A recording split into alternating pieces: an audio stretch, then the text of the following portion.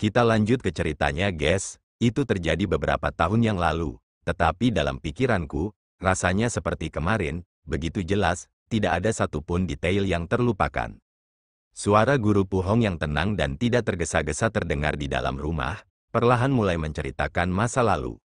Saya ingat betul, hari itu mendung, suram, dan berat. Hari itu, sejak pagi, pikiran saya tidak tenang tetapi saya tidak tahu apa yang salah. Bahkan saya terganggu saat mengerjakan pekerjaan rumah yang selalu saya lakukan. Situasi seperti itu jarang terlihat, saya sendiri juga tidak tahu apa penyebabnya. Jadi hari itu suasana hati saya tidak baik.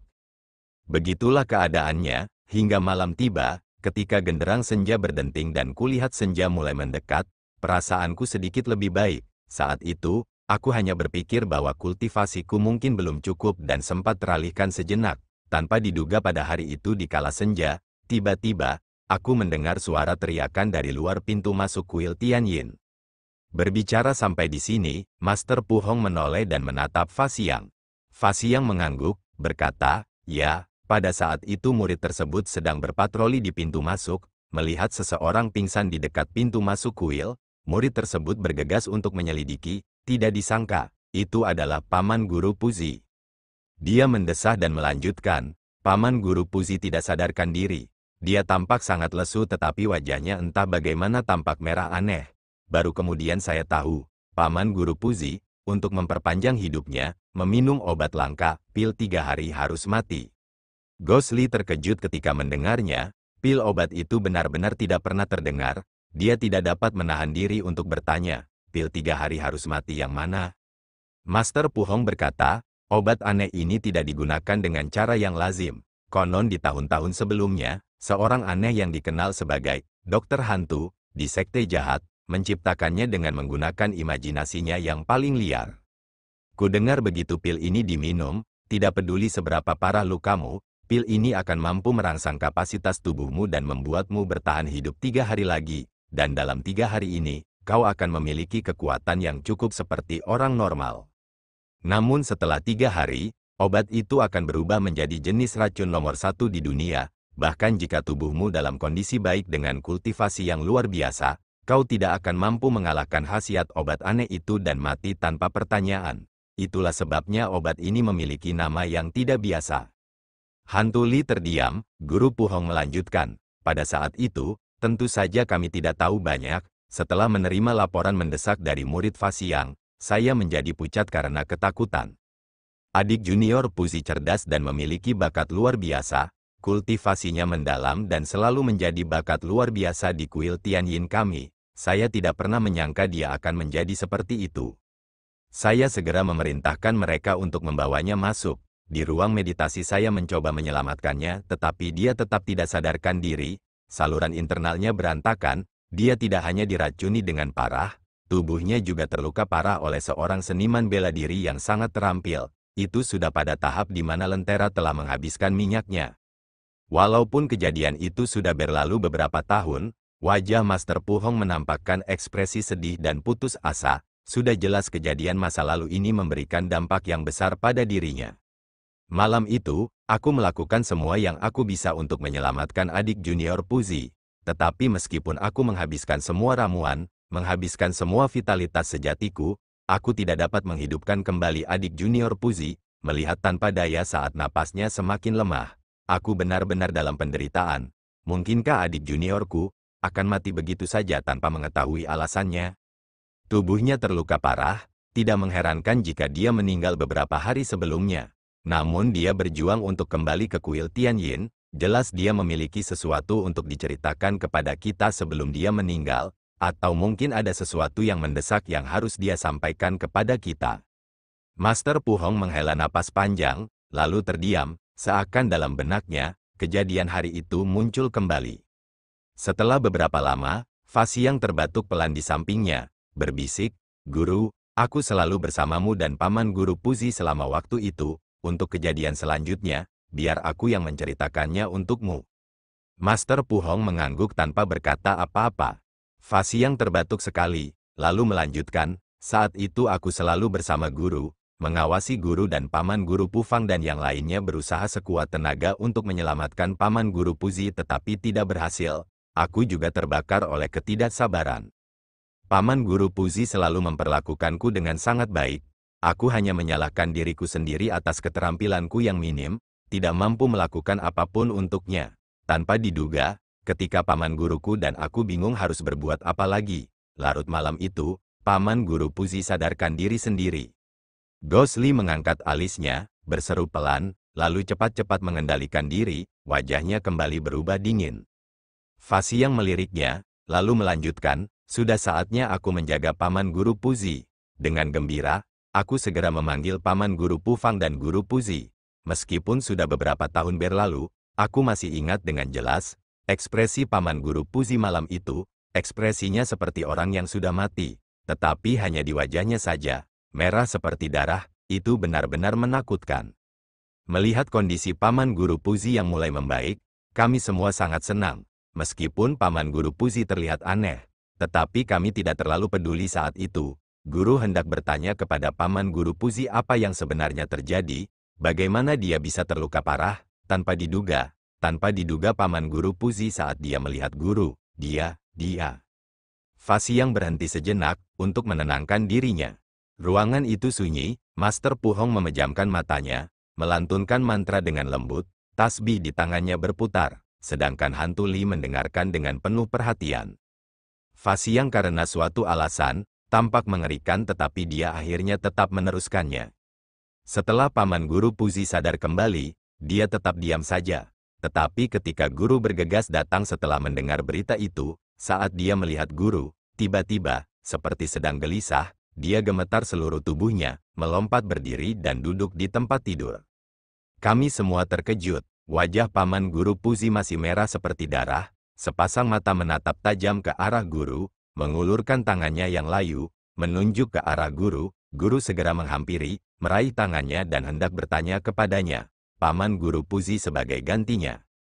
Sesaat keraguan melintas di wajah Fasiang, melirik ke arah Master Puhong, ekspresi Master Puhong tidak berubah, masih dengan mata terpejam. Fasiang setelah terdiam sejenak, melanjutkan, paman Guru Puzi pernah memegang tangan guru, tiba-tiba, seakan-akan dia benar-benar hancur, seperti anak kecil, menangis sejadi-jadinya pada guru. Apa? Gosli ketika mendengar itu, sejenak melupakan dirinya sendiri, berdiri dan menatap Fasiang. Dalam hatinya, tidak peduli apapun yang telah dilakukan pendeta suci Puzi, selain kesan yang ditinggalkannya, bagaimana mungkin dia bisa menjadi orang seperti itu? Fasiang menghela napas, berkata, kami bertiga juga terkejut dan bingung, kami tidak tahu apa yang terjadi pada paman Guru Puzi, mengapa dia bertindak begitu aneh. Namun melihat paman Guru Puzi, dia tampak sangat menyesal dan berduka, kami tidak tahu harus berbuat apa. Paman Guru Puzi sambil menangis, berkata kepada guru, kakak senior, adik junior pantas mati, melakukan kejahatan keji, bahkan jika aku mati 10.000 kali, itu tidak akan dapat menebus 1/10.000 darinya. Mata Gosli berkedut, tetapi dia tidak berbicara. Suara Fasiang terdengar dalam, lalu melanjutkan, kejutan di hatiku, saat itu sudah memuncak, melihat ekspresi guru, jelas dia juga sepertiku. Sikap paman Guru Puzi tidak stabil, hampir seperti orang gila, kami tidak bisa berbuat apa-apa dan hanya bisa menghiburnya, berharap dia bisa beristirahat dengan baik dan menunggu sampai tubuhnya pulih sepenuhnya sebelum melakukan apapun. Namun, paman Guru Puzi keras kepala, katanya agar dapat bertemu kita lagi di kuil Tianyin, dia sudah minum pil 3 hari harus mati dan pasti akan meninggal dalam waktu kurang dari sehari. Sebelum meninggal, dia punya sesuatu yang sangat penting untuk diceritakan kepada guru dan paman guru, dan ada sesuatu yang penting untuk dipercayakan. Jika kata-katanya tidak didengar sebelum dia meninggal, maka dia tidak akan pergi dengan tenang. Kami semua terkejut dan cemas ketika mendengar itu, tetapi di hadapan paman Guru Puzi, kami tidak berdaya dan hanya bisa membiarkannya berbicara. Awalnya saya pikir karena lukanya yang parah, paman Guru Puzi mengigau, tidak ada yang menyangka bahwa dengan kata-katanya, dia benar-benar mengatakan pengkhianatan terhadap hati umat Buddha dan hubungan manusia, perbuatan jahat dengan dosa yang tak terbatas. Master Puhong mendesah pelan, menangkupkan kedua telapak tangannya dan melantunkan, Amitabha. Fasiang juga menggenggam kedua tangannya dan melantunkan mantra, lalu menatap Gosli, melihat ekspresinya perlahan berubah pucat. Melanjutkan, Paman Guru Puzi memegang tangan guru dengan erat. Air mata mengalir saat menceritakan kejadian itu. Kami yang lain di samping, semakin banyak yang kami dengar semakin tercengang, hampir sampai pada tahap di mana darah kami menjadi dingin. Paman Guru Puzi berkata, untuk memenuhi keinginannya untuk menggabungkan Buddhisme dan Taoisme, beberapa hari sebelumnya dia pergi ke Bukit Qingyun lagi untuk mengunjungi pendeta kepala sekte Qingyun Dao Xuan, mengungkapkan pikirannya sendiri. Sayangnya pendeta Dao Xuan menolaknya. Kecewa, dia berjalan tanpa tujuan menuruni gunung, tiba di sebuah desa kecil di kaki gunung. Desa kecil itu disebut Desa Kuil Rumput. Terdengar suara teredam, hampir pada saat yang sama ketika Desa Grace Temple diucapkan, meja yang di atasnya hantu Li meletakkan tangannya, di bawah emosinya yang gelisah, memutar satu sudut ke bawah, menghancurkannya menjadi bubuk, dan menetes halus dari tangannya. Fasiang melirik ke arah meja itu, mendesah pelan dalam hatinya namun tetap melanjutkan. Ketika Paman Guru Puzi berjalan ke desa dan beristirahat sejenak di salah satu kuil yang beratap di bagian belakang desa, secara kebetulan bertemu dengan sekelompok pemuda yang sedang bermain. Melihat dua pemuda sedang bertengkar, salah satu pemuda tidak dapat melepaskan temperamennya, hampir melakukan hal fatal yang disesalkan. Untunglah Paman Guru Puzi turun tangan tepat waktu dan dapat dikatakan telah menyelamatkan nyawa salah satu pemuda. Ekspresi wajah Gosli kembali berubah-ubah, mengepalkan tangannya erat-erat, di matanya jelas terungkap kesedihan. Paman Guru Puzi tidak terlalu memikirkan masalah kecil ini, namun hari itu langit mendung, tampak seperti badai akan datang dan memutuskan untuk bermalam di kuil yang sudah bobrok itu. Tanpa diduga malam itu, sesuatu terjadi. Kepala Gosli terkubur dalam-dalam, menolak membiarkan siapapun melihat emosinya. Kenangan itu bagaikan pisau, mengiris dalam-dalam di hatinya, darah mengucur bak air mancur, tak dapat ditahan. Suara Fasiang bergema pelan, saat itu malam, Paman Guru Puzi terbangun kaget dari meditasinya, menemukan seorang penyihir berpakaian hitam telah menyelinap ke desa, bermaksud menculik seorang pemuda yang memiliki bakat luar biasa. Paman Guru Puzi tentu saja tidak bisa duduk diam dan menyelamatkan pemuda itu, tetapi anehnya, penyihir berpakaian hitam itu ternyata jahat dan licik, sebenarnya menggunakan pemuda itu sebagai kedok. Targetnya sebenarnya adalah Paman Guru Puzi.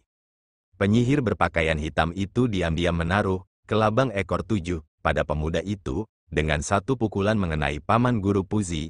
Lalu ketika keadaan pikiran Paman Guru Puzi sedang kacau, ia menggunakan sihir sekte jahat untuk melukai Paman Guru Puzi dengan parah. Dan pada saat itulah, Paman Guru Puzi kemudian menyadari, serangan ganas oleh penyihir berpakaian hitam itu, semuanya karena benda tersegel yang sangat tidak menyenangkan itu, bola jahat, pada Paman Guru Puzi. Bahu Gosli bergerak namun dia tidak mengangkat kepalanya. Dari balik lengan bajunya, sensasi dingin yang familiar dari Sinister Orb menjalar ke atas dengan samar. Ribuan perasaan, puluhan ribu emosi dan permusuhan, ketika itu semua meluap ke dalam hatimu di saat yang bersamaan. Kamu, perasaan macam apa itu? Ia pendiam, diam, hanya seluruh tubuhnya yang menegang, tanpa sadar, sedikit gemetar. Meskipun jurus-jurus penyihir itu berbahaya dan mematikan, tetapi Paman Guru Puzi sangat terampil. Meskipun ia terluka parah, ia masih mampu menggunakan kekuatan-kekuatan Buddha yang luar biasa. Ia bertarung dengan penyihir itu dan kedua belah pihak terluka parah. Meskipun ia terluka parah dan hampir mati, ia masih berhasil mengusir penyihir itu untuk sementara waktu. Namun, selama proses itu, Paman Guru Puzi terkejut dan menemukan bahwa orang itu benar-benar mengetahui keterampilan jalan sejati Taoisme Sekte Qingyun. Jelas, ia memiliki hubungan yang tak terhitung jumlahnya dengan Sekte Qingyun. Ketika Paman Guru Puzi bertarung dengan penyihir itu, entah mengapa, pemuda yang telah diselamatkannya di siang hari itu, datang diam-diam ke kuil yang bobrok itu. Setelah beberapa perkelahian yang hebat, anak itu terpengaruh dan pingsan. Setelah perkelahian itu, Paman Guru Puzi mengusir penyihir itu, tetapi dia juga sudah mencapai batasnya, terluka parah dan sekarat. Dia tidak punya pilihan selain meminum pil 3 hari harus mati, yang kebetulan diperolehnya di masa lalu, untuk memperpanjang hidupnya. Paman Guru Puzi pertama-tama tahu bahwa dia akan mati. Pikirannya sudah kacau dan tidak mampu menangani masalah dengan tenang. Kedua, dia khawatir bahwa penyihir itu pasti akan kembali untuk membunuh saksi. Dia sendiri tidak takut, tetapi penduduk desa kemungkinan besar akan dimusnahkan sepenuhnya oleh penyihir yang sangat kejam itu. Bukankah dia melakukan dosa keji? Dia bermaksud mencari bantuan dari King Yun, tetapi penyihir itu jelas terlibat dengan Bukit King Yun. Bagaimana jika sesuatu terjadi padanya setelah dia naik gunung? Dia tidak takut kehilangan nyawanya, tetapi bukankah dia akan menghalangi banyak kehidupan? Wajah Fa Xiang tampak muram, ia tampak turut berduka cita atas dilema Puzi saat itu. Paman Guru Puzi, beberapa tahun yang lalu, pernah berkeliling dunia, di rawa besar sebelah barat, secara tidak sengaja menaklukkan benda paling jahat di dunia, bola jahat. Dia, yang diberkahi dengan hati penuh belas kasih dari surga, menggunakan kekuatan luar biasa Buddha dan menekan benda jahat ini. Siang dan malam dia membawanya bersamanya, untuk mencegahnya melukai orang-orang biasa. Namun, energi kejam bola jahat ini sudah ada sejak lahir. Meskipun dilindungi oleh kekuatan Buddha, tetapi diam-diam masih menggerogoti pikiran Paman Guru Puzi. Hanya saja pada hari-hari biasa, benda itu dilindungi oleh kekuatan Buddha sehingga tidak ditemukan. Hari itu, Paman Guru Puzi menghadapi situasi yang tidak ada harapan. Dia sendiri harus mati, tetapi dia harus melibatkan orang-orang di sekitarnya. Sepanjang hidupnya, keinginan besarnya untuk memahami ajaran Buddha dan Taoisme tampak seperti akan berubah menjadi gelembung. Dia tidak dapat menahan perasaan gelisah dan sedih yang mendalam. Tanpa diduga, ketika semuanya tampak tidak ada harapan, dia benar-benar memiliki fantasi terliar, memikirkan cara lain untuk mewujudkan keinginan besarnya. Nafas Gosli mulai perlahan menjadi tergesa-gesa. Fa Xiang berhenti sejenak, lalu perlahan melanjutkan. Paman Guru Puzi benar-benar berpikir untuk secara pribadi mewariskan kebijaksanaan Brahman Agung Buddha Kuil Tianyin kepada seorang pemuda, lalu membiarkan dia mencoba dan bergabung dengan King Yun. Dengan demikian, dia dapat memenuhi keinginan besar dalam hidupnya. Saat itu dia merenungkan masalah penggabungan Buddhisme dan Taoisme. Begitu dia memiliki pikiran itu seperti memegang sedotan sebagai tali penyelamat, menolak untuk melepaskannya lagi. Setelah itu dia mempertimbangkan masalah itu dan memilih untuk mewariskan rumus mnemonik jalan sejati kebijaksanaan Brahman Agung kepada pemuda yang telah dia selamatkan hidupnya. Pada saat yang sama memerintahkannya untuk tidak mengungkapkannya kepada siapapun, mempercayakan seluruh keinginannya seumur hidup kepada pemuda itu. Tawa Gosli yang tertahan hebat, mengalir keluar dari kepalanya yang tertunduk, membawa sedikit kesedihan, sedikit kepahitan, dan sedikit tersedak oleh emosi. Tidak tahu apakah ia sedang mengejek Puzi, kebencian yang tak berujung, ataukah dendam terhadap langit, meratapi nasibnya sendiri. Fa Xiang menunggu tawanya berakhir, dengan ekspresi sedih di wajahnya, melanjutkan, setelah semuanya beres, Paman Guru Puzi merapal mantra untuk membuat pemuda itu tertidur lagi, dan karena efek pil 3 hari harus mati, kekuatan tubuhnya perlahan pulih. Awalnya dia bermaksud pergi seperti itu, bergegas kembali ke kuil Tianyin dalam waktu 3 hari, untuk menginstruksikan urusan pemakamannya. Tanpa diduga pada saat itu, dia tiba-tiba teringat, Sekte King Yun sangat ketat dalam menerima murid, dan karena dia ingin menjaga rahasianya, dia memilih pemuda itu dan bukan pemuda yang berbakat tinggi. Berpikir dengan hati-hati, Sekte King Yun mungkin tidak menerima pemuda itu. Menyaksikan keinginannya yang paling besar akan menguap lagi, dan kematiannya sudah di ambang pintu, pikiran Paman Guru Puzi menjadi kacau. Selain luka-lukanya yang parah, kultivasinya dalam agama Buddha sudah sangat rusak, jauh dari kekuatannya yang biasa. Energi jahat dalam tubuhnya dari bola jahat itu, pada saat itu, berkobar, akhirnya menciptakan dosa yang tidak dapat ditebus. Ketika emosi Paman Guru Puzi sedang bergejolak, dia diserang oleh energi ganas itu. Dalam keadaan pikirannya yang kacau, dia hanya berpikir untuk memeras otaknya untuk menemukan cara untuk memenuhi keinginannya sendiri. Sementara dia merenung dengan liar, dia benar-benar berpikir, bagaimana jika pemuda itu menjadi yatim piatu, dan itu karena kecelakaan besar, karena mereka berada di kaki Bukit King Yun. Sekte King Yun pasti tidak akan tinggal diam dan menonton. Wajah Guru Puhong tiba-tiba menampakkan ekspresi sedih, tasbih di tangannya berputar makin cepat, mulutnya pun tak henti-hentinya melantunkan mantra. Dan begitulah, suara Fa Xiang saat ini tampak bergetar. Paman Guru Puzi benar-benar memikirkan bagaimana bagaimana membuat anak ini menjadi yatim piatu, sehingga ia dapat memasuki sekte King Yun.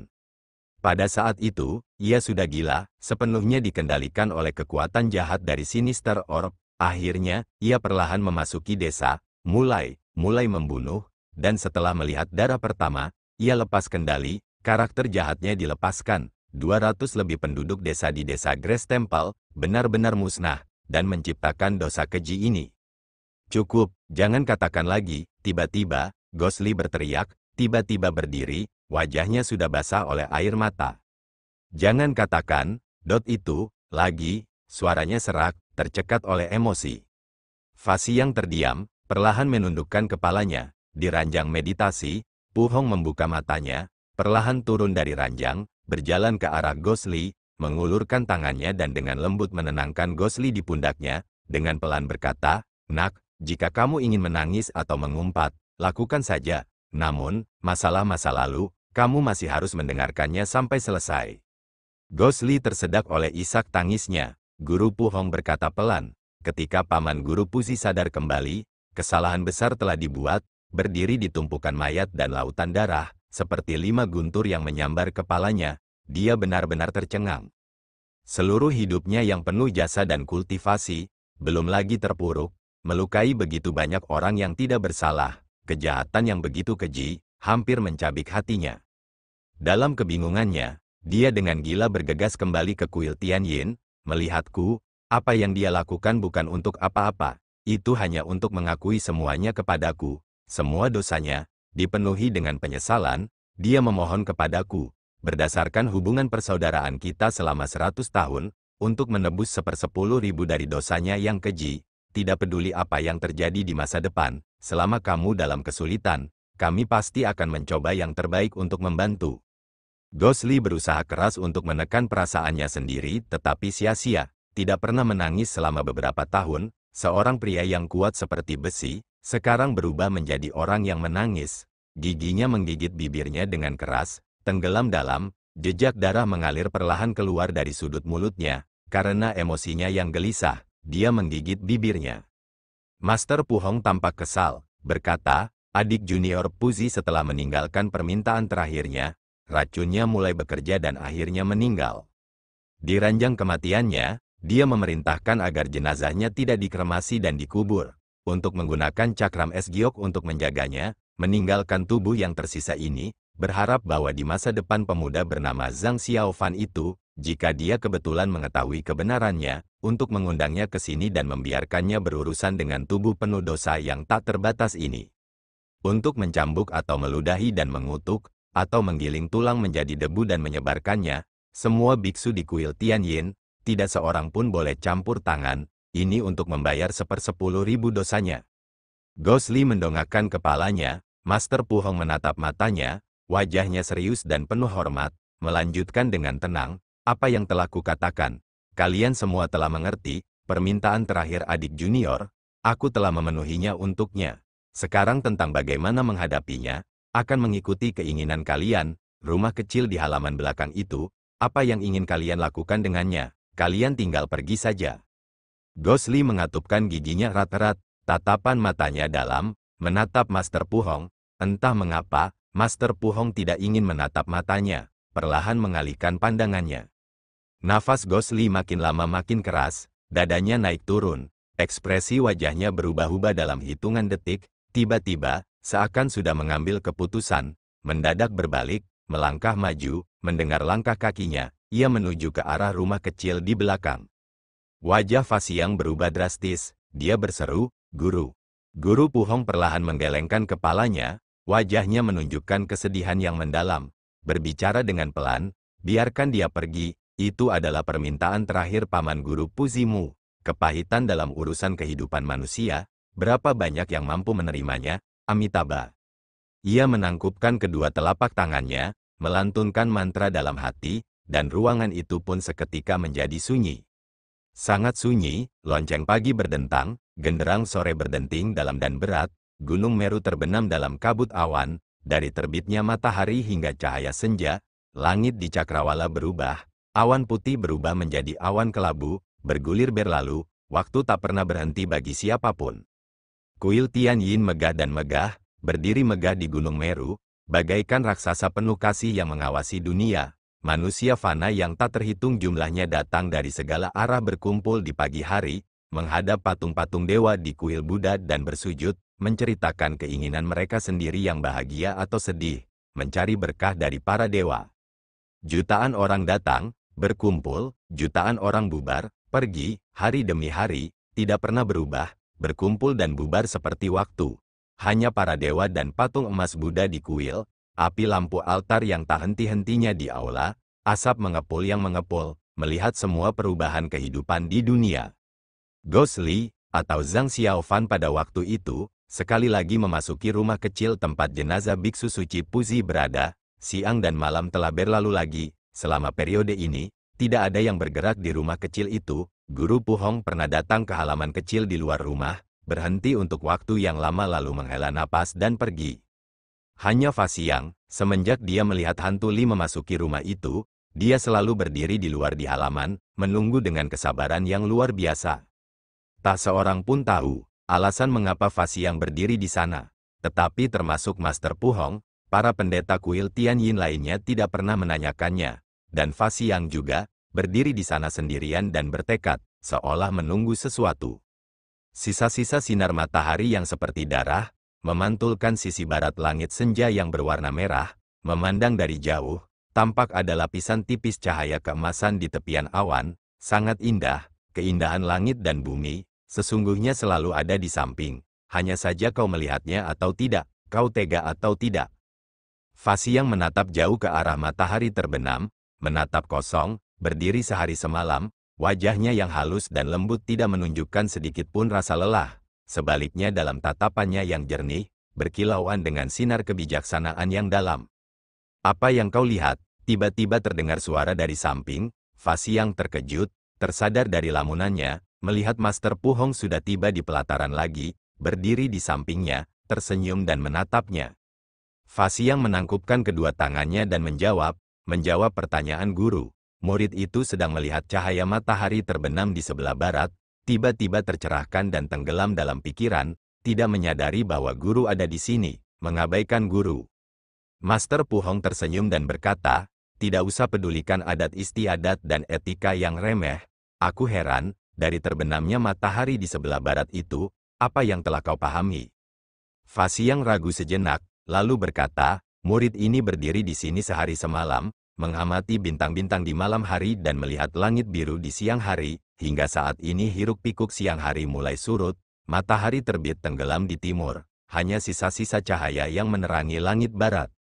Tidak dapat menahan rasa sedih, hidup memang seperti itu, waktu memang seperti itu, semua ciptaan di surga dan bumi memang seperti itu. Murid ini sebenarnya tidak tahu kehidupan di antara surga dan bumi ini. Aku begitu kecil seperti setetes air di lautan, apa artinya hidup?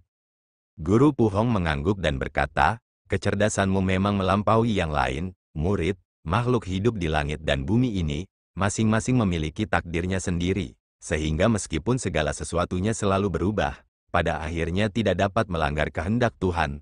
Kamu mampu memahami tingkat kebenaran ini dari terbit dan terbenamnya matahari, itu sudah menakjubkan. Fa Xiang dengan hormat membungkuk kepada Guru Puhong, berkata, terima kasih guru atas pujianmu, murid tidak berani. Hanya saja meskipun murid telah memahami itu, kebingungan di hatiku malah menjadi lebih besar. Murid tidak mengerti, meskipun nasib seseorang telah ditakdirkan, semua ciptaan pada akhirnya akan layu dan jatuh. Manusia fana yang tak terhitung jumlahnya ini bekerja keras sepanjang hidup mereka, terjerat dalam dendam dan kasih sayang dunia ini, untuk apa? Buddha berkata untuk membebaskan semua makhluk hidup dari siksaan. Semua makhluk hidup dapat memutus siklus samsara dan mencapai pencerahan, tetapi semua makhluk hidup mungkin tidak bersedia dibebaskan oleh Buddha. Mengapa demikian? Mungkinkah tanah kebahagiaan tertinggi di barat yang dikatakan oleh Buddha, tidak ada dendam, tidak ada kebencian, tidak ada perasaan, tidak ada keinginan, tidak dapat benar-benar menarik makhluk fana? Murid itu bodoh. Guru tolong bimbing aku. Berbicara demikian, Fa Xiang menundukkan kepalanya rendah, menangkupkan kedua telapak tangannya dan melantunkan mantra. Master Puhong memperhatikan Fa Xiang cukup lama, lalu mengangguk pelan, senyum tersungging di wajahnya. namun dia tidak langsung menjawab. Sebaliknya, dia melihat ke arah Fa Xiang yang sedang menatap tadi, yaitu matahari terbenam di sebelah barat. Setelah memperhatikannya sejenak, dia berkata, "Apa yang baru saja kamu lihat? Apakah matahari terbenam di sebelah barat ini?" Fa Xiang berkata, "Ya, murid melihat waktu berlalu begitu cepat saat ini, matahari terbit dan terbenam di sebelah barat, waktu tak lagi berputar. Hatiku pedih dan bingung, oleh karena itu mintalah nasihat guru." Master Pu Hong tersenyum dan berkata, "Sebentar lagi, sisa-sisa matahari ini akan terbenam sepenuhnya. Pada saat itu, bahkan cahaya matahari terbenam ini tidak akan terlihat lagi." Fa Xiang merasa sedikit bingung, tidak tahu apa maksud Master Pu Hong dan hanya bisa mengakui, katanya, "Benar sekali." Master Pu Hong menatap cakrawala barat, melihat matahari perlahan terbenam, langit semakin gelap, senja perlahan mendekat, dengan acuh tak acuh berkata, "Matahari sore tidak berperasaan, tidak boleh diminta untuk tinggal. Tapi besok pagi, apakah kamu masih bisa melihat matahari terbit?" Tubuh Fa Xiang bergetar, hatinya seakan tergerak. Sesaat dia terdiam, wajahnya menampakkan dirinya tengah berpikir. Master Pu Hong menoleh ke arah Fa Xiang, dengan senyum tipis di wajahnya, dia tidak berbicara lagi. Langit berangsur-angsur gelap, matahari sore akhirnya menghilang sepenuhnya. Beberapa saat kemudian, bulan purnama perlahan terbit dari timur, cahaya bulan bagai air, memancarkan cahaya bening dan terang, menyinari dunia fana. Dalam suasana malam, kuil Tianyin di bawah sinar rembulan tampak sunyi dan indah. Meski tak lagi ramai dan semarak seperti siang hari, tetapi memiliki keindahan lain yang sunyi dan tenang. Dan kuil kecil Tianyin di Gunung Meru, di pelataran yang sangat kecil itu, guru dan murid terdiam, berdiri dengan tenang di pelataran, dalam semilir angin gunung yang bertiup lembut dan mengacak-acak ujung-ujung pakaian mereka, berdiri dengan tenang. Entah berapa lama waktu berlalu, bulan perlahan bergerak ke tengah langit, di pelataran kecil yang sunyi, terdengar suara tawa pelan. Fa Xiang tampak gembira di wajahnya, dia melangkah maju beberapa langkah, berjalan ke tengah halaman kecil, mengangkat kepalanya dan menatap bulan, melihat sinar bulan yang menyilaukan, menyinari langsung jubah biksu putih kebiruannya, bagaikan embun beku. Fa Xiang tertawa, berbalik, berlutut di hadapan guru Pu Hong yang tengah tersenyum, menangkupkan kedua telapak tangannya dan membungkukkan badan serta berkata, "Terima kasih banyak atas bimbingan guru, murid telah mengerti." Mata Master Pu Hong penuh dengan kepuasan, menatap murid yang berlutut di hadapannya. Meskipun ia telah lama berkultivasi ke alam di mana ia tetap acuh tak acuh apakah disukai atau dihina, kebahagiaan sejati masih tampak di wajahnya. Ia mengulurkan tangannya dan menepuk kepala Fa Xiang dengan lembut, mengucapkan 3 patah kata berturut-turut. "Bagus, bagus, bagus, kamu memang berbakat secara alami, jarang terlihat di dunia ini. Tetapi yang lebih penting lagi, sikapmu terhadap filsafat dan logika Buddha, kamu memiliki tingkat kebijaksanaan yang lain." Waktu itu di antara kami berempat, sebenarnya paman guru Puzimu adalah yang paling cerdas. Sayang meskipun dia cerdas tetapi dia memilih jalan yang salah, menunda studi Buddhanya, berharap-harap untuk umur panjang, akhirnya menemui akhir yang buruk. Hari ini kamu mampu memahami, itu adalah keberuntunganmu. Itu juga keberuntungan kuil Tianyin kita. Fa Xiang tertegun, lalu mengangkat kepalanya dan menatap guru Pu Hong. Lalu berkata, "Guru, apa maksudmu dengan itu? Murid tidak begitu mengerti." Master Pu Hong menggelengkan kepalanya, pertama-tama mengulurkan tangannya untuk menopang Fa Xiang, kemudian kegembiraan di wajahnya berangsur-angsur memudar, dengan samar berkata, "Tahun-tahun terakhir ini, gurumu siang dan malam tertahan oleh tugas-tugas duniawi, sedangkan untuk studi dan pemahaman agama Buddha, terhenti, sebaliknya mempertahankan reputasi sekuler yang tidak pantas ini dengan sia-sia. Perjuangan dan pertarungan selama setengah abad, aku sebenarnya tidak bisa melepaskannya. Tahun itu ketika paman guru Puzimu meninggal, guruku ingin pensiun dari dunia, namun tidak ada yang bisa menggantikannya. Menghadapi warisan dari para pendiri kita ini, meskipun itu hanyalah harta duniawi tetapi pada akhirnya tidak dapat meninggalkannya begitu saja. Sekarang karena ada dirimu, guruku dapat pergi dengan tenang." Fa Xiang terkejut, wajahnya pucat, dia baru saja berdiri dan segera berlutut lagi. Buru-buru berkata, "Guru, apa yang Anda bicarakan? Bagaimana kuil Tianyin bisa meninggalkan Anda? terlebih lagi murid juga ingin menemani guru siang dan malam, mendengarkan ajaran Anda. Hanya mohon guru Anda tidak boleh meninggalkan murid dan orang-orang kuil Tianyin dan hidup dalam pengasingan. Setelah berbicara, dia bersujud tanpa henti. Guru Pu Hong tertawa terbahak-bahak lalu menghela napas, menarik Fa Xiang berdiri, menghela napas dan berkata, anak bodoh, bagaimana mungkin ada perjamuan yang tidak akan pernah bubar di dunia ini? Namun, masalah pengasingan guru tidak begitu mendesak dan bukan sesuatu yang dapat dilakukan saat ini. Anda tidak perlu cemas, saya harus menyelesaikan semuanya dengan benar sehingga saya juga dapat menenangkan pikiran saya. Fa Xiang menitikkan air mata, tetapi akhirnya dia tahu bahwa keinginan guru Pu Hong untuk pensiun adalah sesuatu yang tidak dapat dia hentikan. Untunglah seperti yang dikatakan gurunya, meskipun dia ingin, tetapi itu tidak terlalu mendesak. Ketika ada kesempatan di masa depan, dia hanya perlu mencoba membujuk gurunya. Memikirkan hal itu, air matanya pun berhenti dan berdiri di samping. Master Pu Hong mengangkat kepalanya dan melihat ke langit, melihat cahaya bulan yang menyinari, sejuk dan indah. Dia menatapnya cukup lama, lalu tiba-tiba berkata, ayo masuk dan lihat pelindung kecil itu. Fa Xiang terkejut dan berkata, apa? Master Pu Hong berkata dengan acuh tak acuh, hak dan kesalahan, rasa terima kasih, dendam, perasaan dan permusuhan, tidak peduli apapun, pada akhirnya itu harus berakhir. Setelah bicara, tanpa kata-kata lagi, dia pun menuju ke rumah kecil itu. Fa Xiang perlahan mengikutinya dari belakang, memperhatikan pintu itu semakin dekat. Entah mengapa, dia mulai merasa gugup. Sudah sehari semalam, selama waktu itu, berhadapan dengan paman guru Puzi, apa sebenarnya yang telah dilakukan hantu Li? Jawabannya, saat mereka mengangkat tirai dan mendorong pintu kayu hingga terbuka, melangkah ringan ke dalam rumah, muncul di hadapan mereka.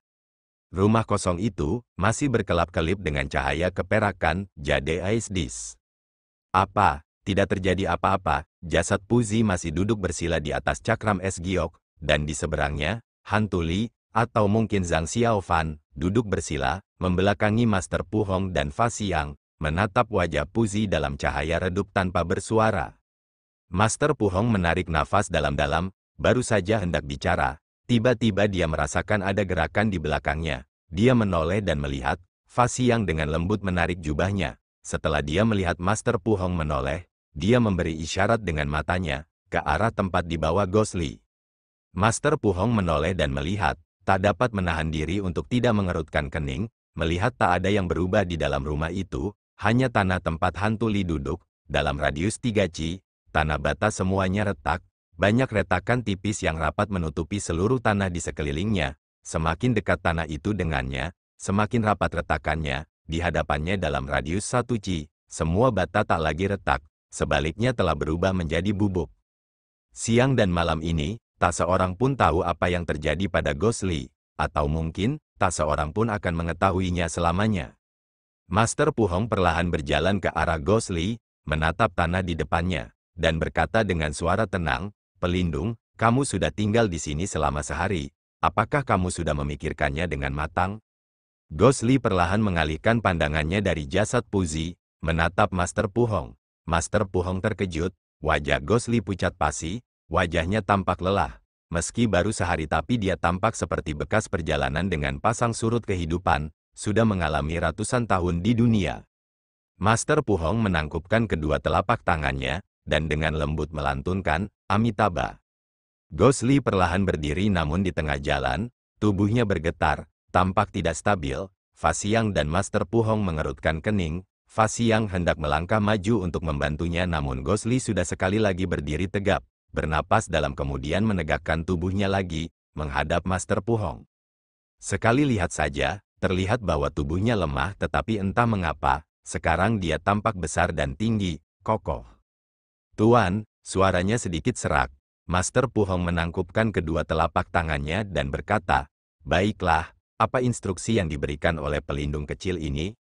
Almarhum dikuburkan di dalam tanah untuk beristirahat. Anda ambil jenazah Guru Puzi untuk dikremasi dan dikubur.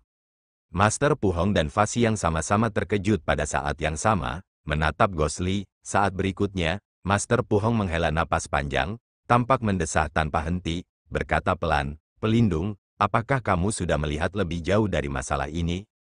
Ghostly tertawa sedih, melirik Puzi yang duduk bersila di bawah cahaya redup. Otot-otot wajahnya menegang dan mengendur, perlahan berkata, aku hanya punya satu malam takdir dengan guru ini saat itu. Namun pernah berlutut di hadapannya, dengan rela bersujud kepadanya dan memanggilnya, guru. Dia menyelamatkanku sebelumnya, juga menyakitiku tetapi tanpa dia, tidak akan ada aku, dia sudah mati. Meskipun aku bukan seorang pengikut Buddha, tetapi aku tahu umat Buddha sangat menghargai reinkarnasi. Dia menolak untuk dikuburkan di ranjang kematiannya, terlihat dia sangat menyesal. Napas sedingin es, samar-samar keluar dari tangannya, Master Pu Hong dan Fa Xiang merasakannya pada saat bersamaan, kekuatan jahat aneh yang melonjak. Intensitas energi ganas dari kekuatan jahat Sinister Orb, selama bertahun-tahun ini aku merasakannya dan menerimanya dalam ukuran yang tidak sedikit. Kurang lebih aku juga bisa memahami keadaan dan penyebabnya. Berbicara sampai di sini, Ghostly perlahan berbalik, menuju pintu, suaranya yang serak dari waktu ke waktu terbatuk sekali atau dua kali. Master Pu Hong dan Fa Xiang keduanya pada saat yang sama di belakangnya, menggenggam telapak tangan mereka dan melantunkan mantra. Master Pu Hong, yang diikuti dengan berkata, pelindung kecil memiliki hati yang baik, menyentuh langit dan bumi. Biksu tua di sini berterima kasih kepada pelindung atas nama saudara junior saya yang telah meninggal, Puzi. Biksu tua akan dengan sungguh-sungguh mematuhi instruksi pelindung. Dalam waktu dekat akan melaksanakan ritual dan mengkremasi jenazah saudara junior. Selain itu menguburkannya, hanya saja tidak yakin sebelum ini, apakah pelindung memiliki instruksi lain. Ghostly kini telah mencapai pintu, tangannya terulur ke arah panel pintu tetapi sesaat kemudian, dia berhenti, dia tampak membeku di sana. Master Pu Hong dan Fa Xiang tidak tahu apa yang sedang dipikirkannya, untuk saat ini hanya menatapnya, tidak berbicara. Ghostly perlahan berbalik, sekali lagi melihat wajah tua dan sedikit sedih itu. Wajah itu, dia hanya melihatnya dua kali dalam hidupnya, beberapa tahun yang lalu, pada saat itu muncul dalam hatinya, pada akhirnya, hanya menyisakan hujan deras dan angin malam yang kencang, senyumnya yang ramah dan lembut di hadapannya. Dia adalah Ghostly, atau mungkin Zhang Xiaofan, siapa yang tahu? Dan siapa yang peduli, lelaki itu, tepat di pintu masuk itu, menghadap sosok yang duduk di atas piringan giok yang bercahaya redup, sisa-sisa tubuh penderitaan seumur hidupnya, seperti ketika ia masih muda, berlutut ke arahnya, bersujud dengan benar sebanyak 3 kali, kemudian ia mengangkat kepalanya, dengan penuh hormat, dengan kesedihan yang sangat dalam di wajahnya, berkata, Guru. Kesunyian, Guru, beristirahatlah dengan tenang. Ucapnya pelan, lalu berdiri, tanpa berkata apa-apa lagi, berbalik dan membuka pintu, lalu berjalan keluar. Para kultivator aliran jalan seperti Pu Hong, Fa Xiang, untuk sesaat tercengang dan tak bisa berkata apa-apa, hanya menyaksikan hantu Li berjalan keluar dari rumah kecil ini. Dalam keheningan, Fa Xiang mendesah, berkata, dia benar-benar memiliki kebijaksanaan dan pengetahuan yang luar biasa, hatinya penuh belas kasih, benar-benar orang yang langka di dunia, Amitabha. Master Pu Hong berbalik, menatap Puzi, setelah waktu yang lama, menangkupkan kedua telapak tangannya dan berkata, adik junior, kamu akhirnya bisa beristirahat, Seruan Master Pu Hong membuat Fa Xiang terkejut. Dia segera mengikuti arah pandangan Master Pu Hong dan melihat. Dia pun langsung terkejut juga, wajahnya penuh dengan keheranan. Puzi yang duduk bersila di atas cakram, sekarang tiba-tiba sesuatu terjadi, di titik-titik cahaya putih keperakan yang seperti salju dan seperti embun beku, Puzi tetap ada, seperti batu pasir yang terkikis menjadi bubuk, sedikit demi sedikit berubah menjadi pasir halus yang hampir tidak terlihat oleh mata telanjang, perlahan-lahan jatuh, dan di wajahnya yang sudah tua, entah mengapa, jejak kesedihan yang samar telah menghilang, malah memperlihatkan sedikit senyum puas. Melihat transformasi ini yang berlangsung cepat, seluruh tubuh segera menghilang. Mata Master Pu Hong berkaca-kaca, menggenggam telapak tangannya dan berkata, adik junior, keinginanmu terpenuhi, kakak senior senang untukmu. Mulai hari ini lautan Buddha tak terbatas, jaga dirimu. Sisa-sisa Puzi dengan cepat terkikis, akhirnya seluruhnya menjadi pasir putih, dari cahaya putih keperakan yang dipancarkan oleh jade Aesdis di udara, perlahan-lahan jatuh, dan juga pada saat ini, Setelah Jade Aesdis menerima pasir-pasir itu, cahaya cemerlang dari senjata ajaib itu tiba-tiba melonjak. Di dalam rumah kecil yang tertutup rapat, tiba-tiba dengan kekuatan yang tidak dapat dijelaskan, angin mulai bertiup. Di alam roh yang tak kasat mata, jauh di sana, terdengar nyanyian Buddha berbahasa Sanskerta, samar-samar terdengar. Cahaya dari cakram es giok bersinar semakin terang, kecepatan angin semakin cepat, jubah Master Pu Hong dan Fa Xiang berkibar tertiup angin kencang, keduanya saling menatap dengan tercengang. Tiba-tiba, terdengar suara siulan tajam dari cakram, cahaya gemilang meledak, banyak bubuk yang terbenam dalam cahaya redup seperti es dan salju, berhamburan ke segala arah, gemuruh keras, meledak.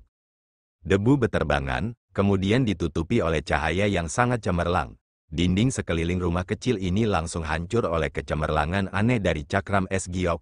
Tanpa meninggalkan jejak apapun, cahaya bulan bersinar tinggi, terang benderang bagai salju, memantul di puncak gunung ini. Di dunia yang sunyi ini, ternyata ada pemandangan yang langka. Cakram es giok yang gemilang ini perlahan bangkit dari posisi semula. Di samping senjata ajaib ini, debu putih keperakan menari-nari, seperti roh yang mengejar. Di halaman luar rumah, Hantu Li berdiri diam di sana, menatap langit, wajahnya berlinang air mata. Cakram es giok terbang sendiri, mengitari Hantu Li 3 kali, dan akhirnya berhenti di depan Hantu Li. Ghost Li menatap kepulan asap dan debu, menggertakkan giginya erat-erat, hampir tidak seperti dirinya sendiri. Kemudian, dalam cahaya yang hampir memadat itu, dalam malam yang sejuk bagai surga, cakram es giok mengeluarkan suara pelan, bagaikan es yang pecah. Suara jernih itu bergema, di hadapan Ghost Li, harta karun dunia yang langka ini pun menjelma menjadi debu bubuk yang tak terhitung banyaknya, di bawah sinar rembulan berkilauan terang, bagaikan salju yang turun, luas dan beragam, megah dan mempesona. Dari jauh, angin gunung bertiup, debu-debu yang tak terhitung jumlahnya berterbangan bersama angin, berarak di udara, terbawa angin hingga ke kejauhan, dan akhirnya berangsur-angsur lenyap.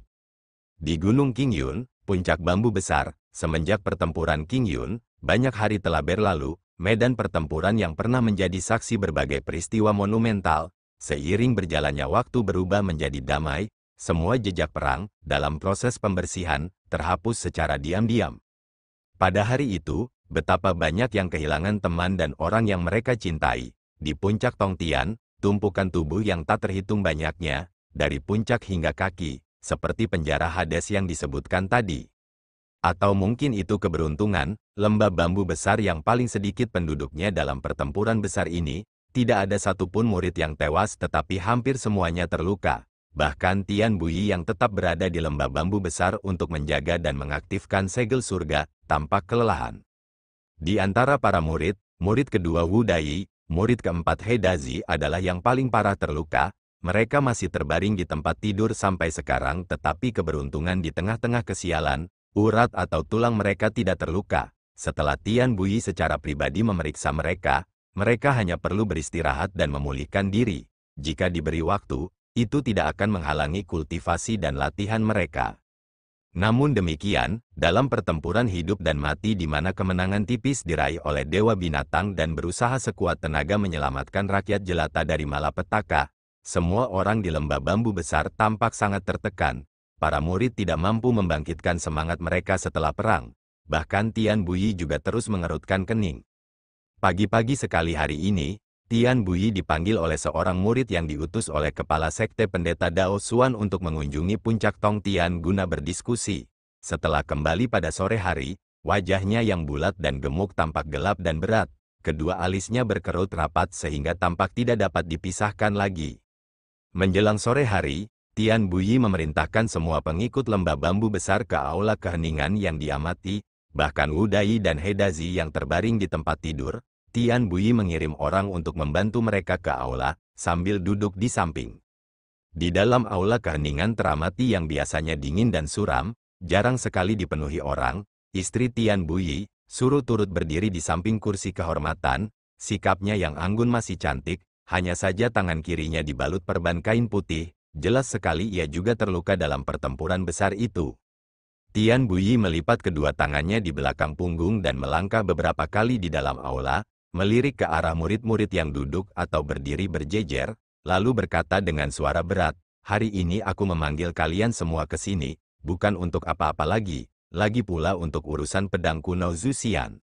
Para murid bersikap serius, tak banyak yang menampakkan ekspresi terkejut. Tampaknya sebagian besar telah menduga hal itu. Tian Bui menatap Suru, lalu menatap murid-muridnya lagi, dan berkata, "Tadi pagi, kepala sekte memanggilku lagi. Hanya guru Suiyu lembah bambu kecil yang ada bersamaku. Mengenai apa yang kita bicarakan, kalian semua mungkin sudah bisa menebaknya. Masalah pedang kuno Zuxian yang rusak, apapun yang terjadi, kalian semua harus merahasiakannya, jangan sampai terungkap sedikit pun." Murid-murid lembah bambu besar saling memandang, akhirnya murid pertama Song Daren terbatuk, berkata, "Guru, Anda juga mengenal beberapa dari kami dengan baik, masalah yang begitu penting, kami pasti lebih baik mati dan tidak berani mengatakan sepatah kata pun." Berbicara sampai di sini, dia ragu-ragu sejenak, menatap Tian Bui, menekan suaranya dan berkata, "Guru, tidak termasuk Anda dan istri Anda yang mengingatkan kami berulang kali, hanya kepala sekte dan pihak puncak Tong Tian, termasuk kali ini, sudah keempat kalinya kata dikirim. Jangan bilang padaku, jangan bilang mereka tidak hanya tidak mempercayai kita, bahkan guru dan istri guru mereka juga tidak bisa dipercaya." Tian Bui mengerutkan kening, lalu tiba-tiba berteriak, "Berani sekali kau, apa kau beraninya menganggap ketua sekte dan tetua sektemu sebagai orang yang tidak masuk akal?" Raut wajah Song Daren berubah, dia menundukkan kepalanya dan berkata, "Ya, murid itu salah." Suru berdiri di samping, mendesah, berjalan mendekat dan mencoba menenangkan keadaan, berkata, "Baiklah, baiklah, ini semua adalah instruksi dari kepala sekte, dan masalah pedang kuno Zuxian yang rusak, implikasinya terlalu besar.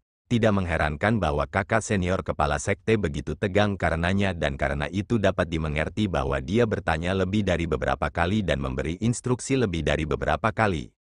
Tian Bui menoleh ke samping, tidak berbicara. Song Daren dan murid-murid lainnya menundukkan kepala dan berkata, "Sekarang murid-murid sudah tahu."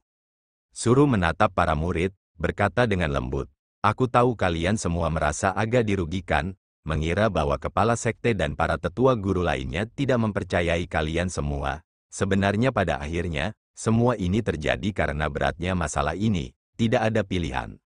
Setelah perang itu, untuk sesaat sekte King Yun kita di antara fraksi baik tidak tertandingi, mengalahkan semua sekte lainnya, tetapi semua ini, terus terang saja, adalah karena kepala sekte di puncak Tong Tian, memegang pedang surgawi Zuxian dalam pertempuran sengit dengan Dewa Binatang, mengalahkannya sebagai balasannya. Semua yang dimiliki sekte King Yun kita saat ini, berat pedang surgawi Zuxian ini, saya pikir kalian semua sama jelasnya dengan saya." Suru tersenyum sedih, lalu melanjutkan, "Tapi tidak pernah diharapkan bahwa pedang ini akan..."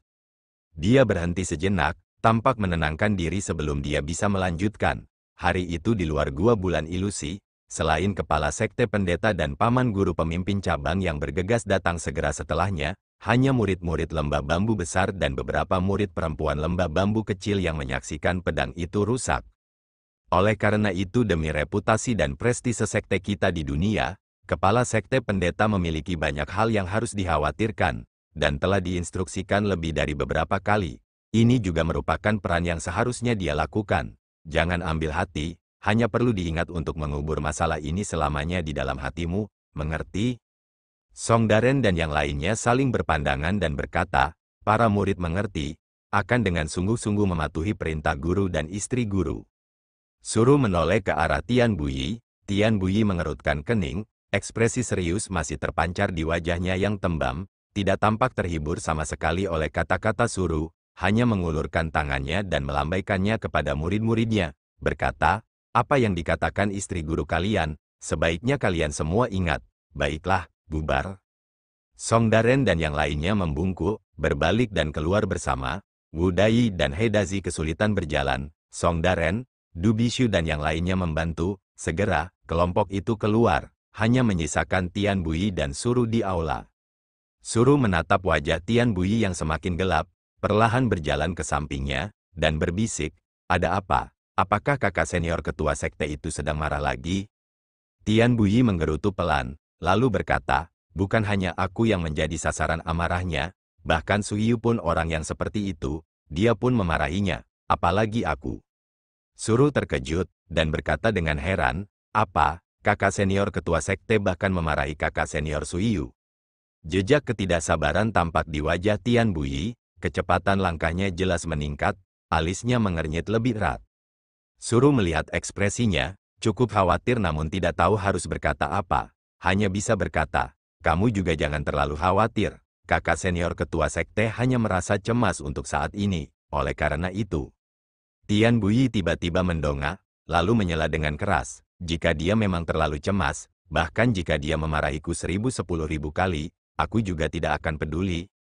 Suru menundukkan kepalanya namun segera mengangkatnya, dengan ekspresi terkejut di wajahnya, dia bertanya dengan nada mendesak, apa yang baru saja kau katakan? Tian Buyi terus bergumam, melangkah cepat di aula, ekspresi cemas di wajahnya berubah semakin gelisah, samar-samar terlihat ada jejak kekhawatiran.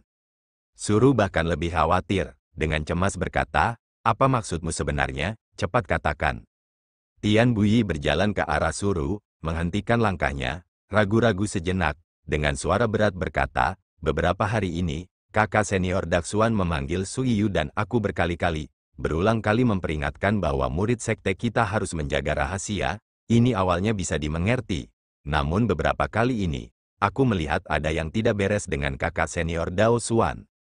Suru terkejut dan berkata, ada yang salah, apa maksudmu? Tian Buyi mengerutkan kening dan berkata, dulu, apakah kau ingat kakak senior Dao Xuan pernah memarahi seseorang dengan gegabah? Suru terdiam, lalu menggelengkan kepalanya setelah sekian lama dan berkata, kakak senior ketua sekte memiliki kultivasi yang dalam, perilaku moral yang lurus, tidak menunjukkan kegembiraan dan kemarahannya, bagaimana dia akan memarahi seseorang dengan gegabah? Tian Buyi mengangguk, berkata, benar, memang seperti itu, bahkan kau juga tahu ini. Namun setelah pertempuran besar itu, kepribadian kakak senior Dao Xuan tampak berubah drastis, menjadi semakin tidak sabar, beberapa kali ini dia memanggil kami, lupakan saja bahwa dia sudah berulang kali memperingatkan kami, namun setiap kali di awal dia bersikap ramah, sampai akhirnya karena suatu alasan, karena beberapa hal sepele yang membingungkan dia menjadi marah, atau mencaci maki, atau melampiaskan amarahnya. Dia menggelengkan kepalanya, perlahan mendongak ke arah Suru, ragu sejenak lalu berjalan mendekati Suru, menekan suaranya, aku curiga, kakak senior Dao Xuan dalam perang dengan Dewa Binatang sudah terluka oleh energi setan spiritual pedang Zuxian, jadi dia kemudian.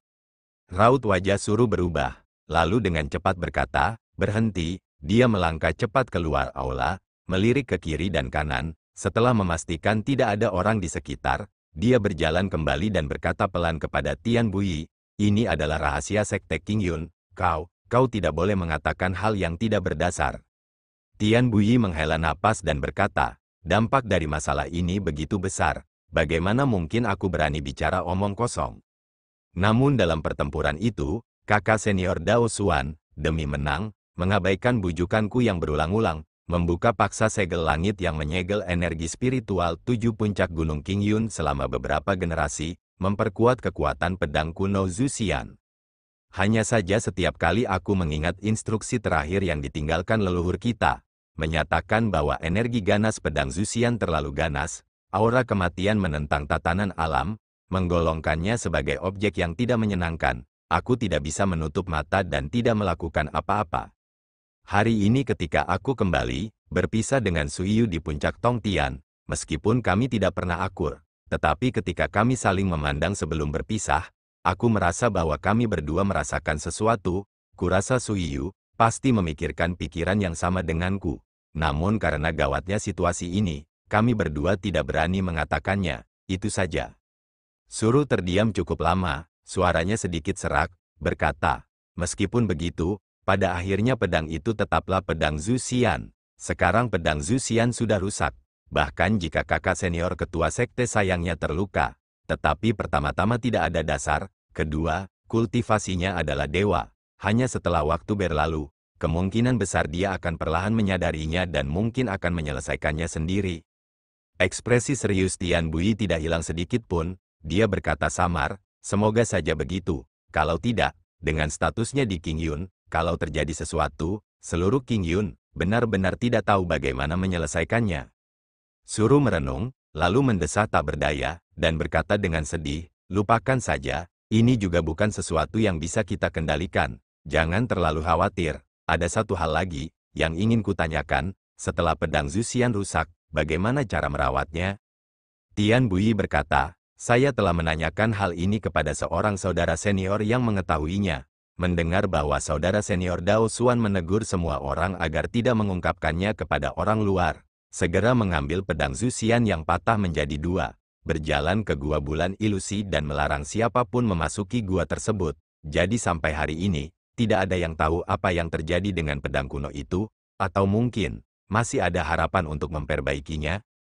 Tian Buyi mengucapkan kalimat terakhir itu pada dirinya sendiri, tetapi diikuti dengan gelengan kepala dan tawa getir. Tampaknya dia sendiri juga tidak dapat mempercayainya. Setelah beberapa kali tertawa getir, dia berkata, kita tidak dapat melakukan apapun terhadap pedang itu. Sebaliknya perjalanan ke puncak Tongtian hari ini, selain ditegur tanpa alasan, aku juga mendengar hal yang aneh. Suru terkejut dan berkata, apa yang aneh? Tian Buyi mengangkat bahu, berkata, kau juga tidak akan percaya, dalam pertempuran itu, banyak murid dan tetua kita yang tewas. Saat ini di Aula Kristal Puncak Tongtian sedang diadakan upacara peringatan publik, namun, saudara senior Dao Xuan kita, setiap hari hanya muncul sebentar di Aula Kristal lalu menghilang. Sebaliknya dia pergi ke Aula Leluhur Pendiri setiap hari untuk berjaga. Bukankah itu aneh? Suru tertegun, lalu bertanya dengan heran, yang berjaga, apa yang terjadi di Balai Leluhur Pendiri? Jangan bilang kalau ada sesepuh senior yang meninggal dunia. Tian Buyi menggelengkan kepalanya, mencibir dan berkata, mana mungkin ada sesepuh senior? Ku dengar beberapa murid junior berbicara diam-diam. Itu adalah seorang lelaki tua yang telah berjaga dan menjaga Balai Leluhur Pendiri selama 10 tahun, entah mengapa meninggal pada hari itu. Bagaimana dia meninggal, tidak ada yang tahu, hanya saja ketika saudara senior Dao Xuan mengetahuinya, untuk sesaat dia tercengang, saat berikutnya malah menjadi marah, mendengar bahwa selama beberapa hari dia berada di luar kendali. Pada akhirnya dia bersikeras untuk meletakkan tablet spiritual lelaki tua ini di Balai Leluhur Pendiri, tetapi yang paling aneh adalah, tablet spiritual yang dia taruh di Balai Leluhur Pendiri, sebenarnya kosong. Suru tampak semakin bingung setelah mendengarnya, menggelengkan kepalanya dan berkata, ini apa sebenarnya ini? Jangan bilang kalau kakak senior ketua sekte benar-benar entah bagaimana tidak waras. Tian Buyi mencibir, berkata, apakah dia orang yang tidak waras atau tidak? Tidak ada yang tahu. Lagi pula seseorang telah membujuknya sebelumnya tetapi dia menolak untuk mendengarkan. Dan dia tidak memperhatikan dengan saksama tablet spiritual para murid di Aula Kristal, malah menatap tablet spiritual kosong di Aula Leluhur Pendiri dalam keadaan linglung. Jika dia terus seperti ini, saya pikir sekte King Yun ini, cepat atau lambat akan terjadi sesuatu, cepat atau lambat akan hancur di tangannya. Suru terdiam, setelah sekian lama, ia mendesah pelan, memandang keluar aula, melihat pada sore yang tenang ini, luar pun kosong, hanya langit biru cerah yang terlihat di kejauhan. Angin pegunungan berhembus pelan, gemerisik bambu terdengar samar-samar, namun entah mengapa, hal itu malah menambah rasa sepi. Di Bukit King Yun, Puncak Tongtian, Balai Leluhur Pendiri. Suasana di sini tenang dan hikmat seperti biasa. Aula yang tinggi itu masih menjulang tinggi, masih dikelilingi hutan hijau yang rimbun, seolah-olah pertempuran besar yang menggemparkan dunia yang terjadi di Bukit King Yun beberapa hari yang lalu, tidak berdampak sama sekali di sini. Selain dari orang tua yang hilang yang menyapu tanah, dan di altar yang redup itu, di suatu area yang biasa-biasa saja di antara banyak tablet, ada tablet spiritual lain yang tidak dikenal dan kosong. Lin Jingyu berlutut dalam diam di hadapan lempengan batu yang kosong itu, mengenakan pakaian berkabung, di hadapannya terdapat sebuah panci api, di atas meja terdapat 2 lilin putih yang menyala, 3 batang dupa, asap tipis mengepul ke atas, mengambang lembut, segera menyatu dengan dupa persembahan, tak terpisahkan. Lin Jingyu tampak berduka, bibirnya terkatup rapat, berlutut kaku di tanah, perlahan-lahan meletakkan uang kertas ke dalam panci api, memperhatikan uang-uang itu perlahan menggulung dan menguning, berangsur-angsur menjadi abu, lalu perlahan-lahan meletakkan setumpuk uang kertas baru. Di sela-sela itu, Dia seringkali melihat ke atas ke arah tablet itu, ketika tablet orang tua itu ditempatkan di aula leluhur pendiri, itu adalah desakan tunggal dari kepala sekte King Yun, pendeta Dao Xuan, para pemimpin cabang lainnya tidak setuju. Namun sepanjang waktu kata-kata kepala sekte King Yun itu berbobot. Selain itu setelah pendeta Dao Xuan mengalahkan Dewa Binatang, reputasinya bahkan lebih bergengsi, yang lain melihat bahwa dia bertekad dan mengikuti keinginannya. Hanya saja, meskipun kejadian ini sungguh tak terduga bagi Lin Jingyu, namun apa yang terjadi setelahnya, lebih mengejutkan lagi, pendeta Dao Xuan ternyata meletakkan sebuah tablet kosong di aula. Untuk itu, Lin Jingyu bahkan berani bertanya kepada pendeta Dao Xuan yang datang untuk menyampaikan doa. Tanpa diduga pendeta Dao Xuan hanya bertanya dengan acuh tak acuh, membuat Lin Jingyu terdiam. Lalu, apakah kamu tahu namanya? Lin Jingyu tercengang, meskipun ia telah berlatih di bawah bimbingan tetua misterius ini selama 10 tahun, tetapi mengenai masa lalu tetua ini, ia tidak pernah mengungkapkan satu detail pun kepadanya. Saat ini bagi Lin Jingyu untuk mengatakan apapun, ia benar-benar tidak berdaya. Tetapi melihat pendeta Dao Xuan, jelas ia mengetahui sesuatu tentang masa lalu lelaki tua ini, tetapi ia tidak berniat untuk mengungkapkannya. Lin Jingyu meskipun memiliki kecurigaan, tetapi bagaimanapun juga dia tidak berani bersikap lancang di hadapan pendeta kepala sekte. Dia hanya bisa mundur diam-diam. Bagaimanapun baginya, sesepuh ini meskipun tabletnya kosong tetapi suara dan wajahnya terukir jelas di hatinya, tidak sedikit pun memudar. Upacara peringatan umum di gunung depan, dia juga ada di sana untuk memberi penghormatan. Tetapi dia masih merasa bahwa di sana banyak murid yang memanjatkan doa, tetapi sesepuh ini, meskipun memiliki keterampilan yang tak tertandingi tetapi pergi dengan tenang seperti itu, tidak peduli apapun yang harus dia lakukan untuk mengantarnya pergi, dan pendeta Dao Xuan juga tampaknya secara implisit mengizinkannya di sini, untuk menangani pengaturan pemakaman bagi orang tua ini. Dan dengan posisinya sebagai kepala sekte, dia mengabaikan ekspresi terkejut dari para murid sekte, sering datang untuk mengunjungi tablet sesepuh ini. Seperti itu menimbulkan banyak spekulasi tetapi Lin Jingyu tidak peduli. Saat ini, langkah kaki terdengar lagi di belakangnya. Beberapa hari terakhir ini, Lin Jingyu sudah familiar dengan suara langkah kaki itu. Begitu mendengarnya dia tahu kalau itu adalah pendeta Dao Xuan. Dia bangkit dan berbalik, lalu berkata pelan, kepala sekte. Pendeta Dao Xuan perlahan berjalan memasuki aula.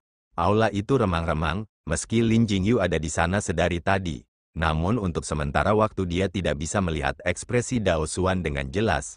Dia melihat sosok Dao Xuan samar-samar, berdiri dalam bayangan, diam-diam menatap tablet kosong itu.